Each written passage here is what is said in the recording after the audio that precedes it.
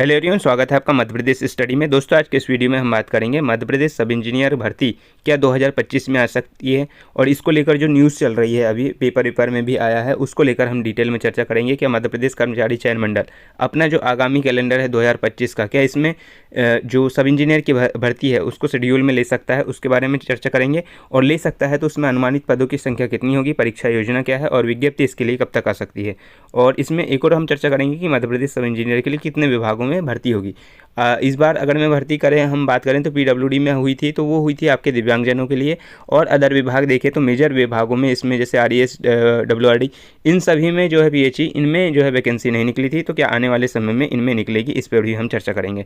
ठीक है, जहाँ तक बात करें परीक्षा योजना की, तो परीक्षा योजना आप सभी को पता है समूह 3 की परीक्षा होती है। ये इसमें 200 अंक का रहता है, इसमें माइनस मार्किंग नहीं रहती, नेगेटिव मार्किंग इसमें नहीं रहती है। और जहाँ तक बात करें तो नॉन टेक का 100 नंबर का हो गया। और संबंधित विषय मतलब आपका तकनीकी ट्रेड पर जो भी है आपका, अगर में सिविल है, इलेक्ट्रिकल है और मैकेनिकल है, इससे आधारित रहेगा। समान ज्ञान, समान हिंदी, समान अंग्रेजी, समान गणित, समान तार्किक योग्यता, समान विज्ञान और समान कंप्यूटर से इसमें जो है क्वेश्चन रहते हैं। ये 16 नंबर का रहता है, बाकी सभी 14 नंबर के यहाँ पर जो है अलग अलग सब्जेक्ट यहाँ पर रहते हैं। एज की जहाँ तक बात करें तो एज में अलग अलग में जो बात करें हम तो 18 से 40 रहती है। और अगर में आप ST SC पिछड़ा वर्ग के हैं तो आपको 5 साल का एज रिलैक्सेशन मिलता है, जिसमें आप 45 साल तक फॉर्म को फिल कर सकते हैं। जहाँ तक बात करें सिलेबस की, तो मैंने बताया नॉन टेक का 100 नंबर का, टेक्निकल का 100 नंबर का। और नॉन टेक में कितने कितने नंबर का आता है, तो अगर मैं समान ज्ञान की बात करें तो 16 नंबर का, समान हिंदी 14 नंबर की, हाँ मान लो हिंदी, अंग्रेजी, गणित, रीजनिंग, विज्ञान और कंप्यूटर ज्ञान 14 नंबर का यहाँ पर रहता है। तो ये बात हो गई परीक्षा योजना की। अब हम बात करते हैं क्या पदों में, जैसे कि ये वाले हैं ना, ये वाले पद भी भरने की बात कही जा रही थी। तो ये वाले भी आपके अगर में पूरे नहीं देंगे तो 200 के आसपास ये नगरीय विकास एवं आवास वाले, और ये वाले 177 पद जो हैं ये स्वीकृत हुए हैं और राज्य शासन ने भी इसकी मंजूरी दी है। तो इसमें सिविल के 123 पद हैं, तो 123 भी नहीं आए पूरे, तो 70-80 पद इसके ले लीजिए, इसके भी आने के पूरे चांस हैं। इलेक्ट्रिकल के भी आएंगे, और इसमें लेकिन मैकेनिकल के पद नहीं दिया है, लेकिन अलग अलग जैसे प्रगति सहायक, निर्माण सहायक और सहायक मानचित्रकार यानी असिस्टेंट ड्राफ्टमैन के भी पद यहाँ पर आने की पूरी संभावना है। यहाँ पर एक और चर्चा चली थी कि सब इंजीनियर भर्ती आरईएस विभाग ने मांग पत्र बाद में भेजा था, जिसके लिए अगले साल के लिए भर्ती टल गई थी। 10 सूत्र के हवाले से एक खबर निकल कर आई थी, और उन्होंने बताया था कि आरईएस ने क्या करा, अपना मांग पत्र जो है विभाग ने, आरईएस डिपार्टमेंट ने, रूरल इंजीनियरिंग सर्विस ने क्या करा, इसने अपना मांग पत्र जो है ईएसबी को लेट भेजा। तो ये भर्ती जो है अगले साल आएगी, यानी अगले साल यानी अब 2025 में इसको मान सकते हैं। और इसी में ईएसबी को मजबूरन कम पदों पर जो है इंजीनियरिंग की भर्ती करानी पड़ी थी। और अब जो है इसमें सभी विभागों से मांगे गए मांग पत्र ईएसबी क्या करेगा, इंतजार करेगा ताकि ज़्यादा विभागों से मांग पत्र आ सके और ज़्यादा वैकेंसी में जो है एग्ज़ाम कंडक्ट कराया जा सके, इसके आधार पर वो करेगा। सरकार ने इसी में जो फॉर्मूले बनाए हैं, मैंने इस अलग अलग वीडियो में इसके माध्यम से बताया भी है। तो अभी 31 मार्च तक जो भी पद हैं उनकी चर्चा की गई है, और 31 मार्च के बाद में आपका जैसे जनवरी के आसपास में आपका कैलेंडर अपडेट होगा, तो कैलेंडर में आपको पूरी जानकारी इसमें दे दी जाएगी, है ना। और जहाँ तक बात करें कि भाई ईएसबी के शेड्यूल के हिसाब से अगर हम बात करें कि उसमें जैसे यहाँ पर है ना, तो ये सभी भर्तियाँ अभी हुई नहीं है, तो शेड्यूल वैसे भी उनका टाइट रहेगा कि वर्ग 2 की नहीं हुई है, आपके समूह 4 की नहीं हुई है, है ना, समूह 1 सब ग्रुप 3 की नहीं हुई है, महिला बाल विकास परीक्षक, ये सभी चीज़ें है ना। तो ये सभी चीज़ें, इन भर्तियों का एग्ज़ाम कैलेंडर जैसे आउट हुआ था, तो मार्च और अप्रैल तक इनके एग्ज़ाम कराने की बात कही गई है ना।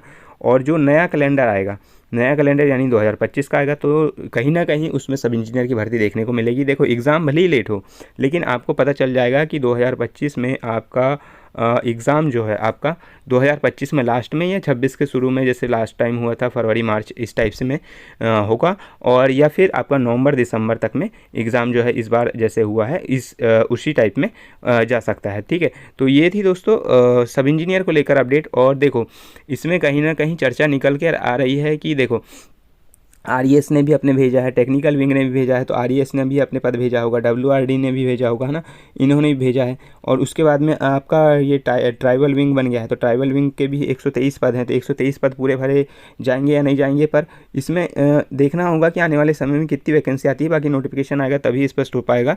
पर उन्होंने कहा है कि बाद में मांग पत्र भेजे गए हैं, तो कहीं ना कहीं वो वैकेंसी देखने को मिलेगी।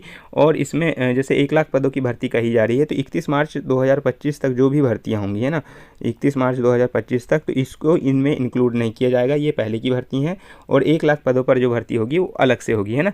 तो इसमें क्लास 2 के पद, क्लास 3 के पद, तो ये वर्ग 3 क्लास 3 के अंतर्गत आते हैं, तृतीय श्रेणी के अंतर्गत। तो ये इसमें जो है आपका ESV के थ्रू लिया जाएगा।